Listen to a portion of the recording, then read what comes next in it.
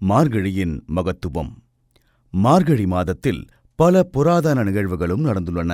மகாபாரத யுத்தம் மார்கழி மாதத்தில்தான் நடைபெற்றதாக இதிகாசம் கூறுகிறது. திருப்பார்கடல் கடையப்பட்ட போது முதலில் ஆழகால விஷம் வந்ததும் சிவன் அதனை உண்டு உலக மக்கள் அனைவரையும் காப்பாற்றியதும் மார்கழி மாதத்தில்தான். இந்திரனால் பெருமழை வெள்ளம் உருவாக்கப்பட்டு கோகுலத்தில் அனைவரும் துன்பப்பட்ட போது கோவர்தனகிரி மலையை ஸ்ரீகிருஷ்ணர் குடையாகப் பிடித்து மக்களை காப்பாற்றியதும் மார்கழி மாதத்தில்தான். மகாவிஷ்ணுவுக்கு உகந்த வைகுண்ட ஏகாதசி வருவதும் மார்கழியில்தான். பெண்கள் அதிகாலையில் நீராடி பாவை நோன்பு நோற்று பெருமாளை வணங்கி திருப்பாவை பாடுகின்றனர். அந்த கண்ணனே தங்களுக்கு கணவனாக வரவேண்டும் என்பது பல பெண்களின் கனவாக உள்ளது.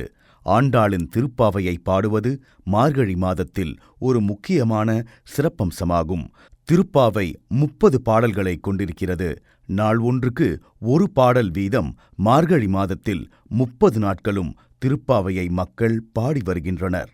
திருப்பதியில் காலையில் வழக்கமாக பாடப்படும் சுப்ரபாதத்திற்கு பதிலாக மார்கழி மாதம் முழுவதும் காலையில் திருப்பாவை பாடப்படுகிறது.